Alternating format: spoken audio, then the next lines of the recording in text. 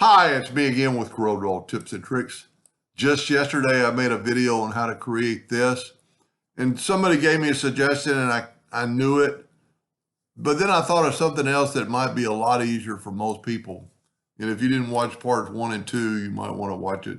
So make an oval, hit the plus key on your keyboard, and move it over to the thickness you want. If you hold down your control button, it'll stay perpendicular. If you don't, you can go like that. It's no problem. And then hit T for top.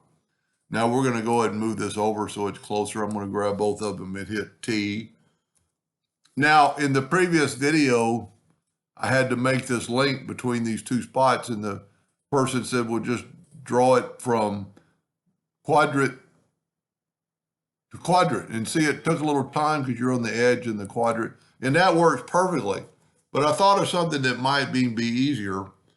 If you'll hold down your control key and make a perfect line and hit P, well, so we're not in the middle of the page on either one of these. So we'll just start over, Control D to make a duplicate, holding down the control button to move it over.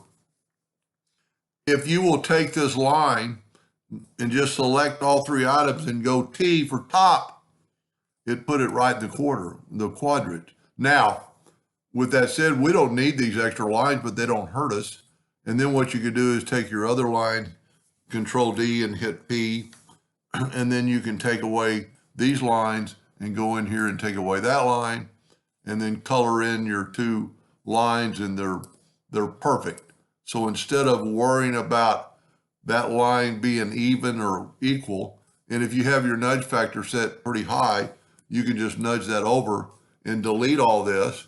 And we'll just go through the exercise in case you didn't watch it yesterday.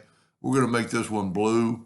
We're going to take this one, go to the interactive fill tool, and just kind of swipe across and make it a darker color to make it look like it's going in the inside of that.